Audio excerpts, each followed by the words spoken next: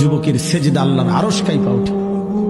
নওজোয়ান সেজদা দিলে আল্লাহ আরশ আজিম থেকে বলে, যুবক তুই আমারে সেজদা দিলি, যা ওয়াদা দিলাম হাসরের ময়দান আমি তোরে আমার আরশের ছায়া দেব।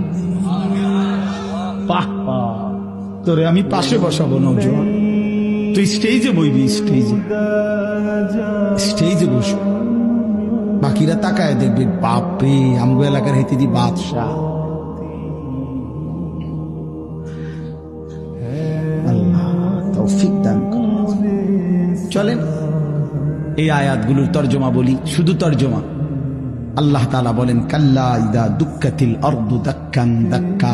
বান্দা শুনো, যত লাফালাফি ফালাফালি করো মনে রাখো তুমিও একদিন থাকবা না, পৃথিবীও একদিন থাকবে না। এই গোটা জমিন আমি আল্লাহ তাআলা চূর্ণ বিচূর্ণ করে ফেলব, সব শেষ করে ফেলবো। আসমান জমিন চন্দ্র সূর্য সব শেষ করে ফেলবো। হাসরের মাঠ কায়েম হবে। ওয়াজা রব্বুক, আর তোমার রব, সমস্ত মানুষ দাঁড়িয়ে থাকবে হাসরের মাঠে। তোমার রব আল্লাহ হাসরের মাঠে আগমন করবেন।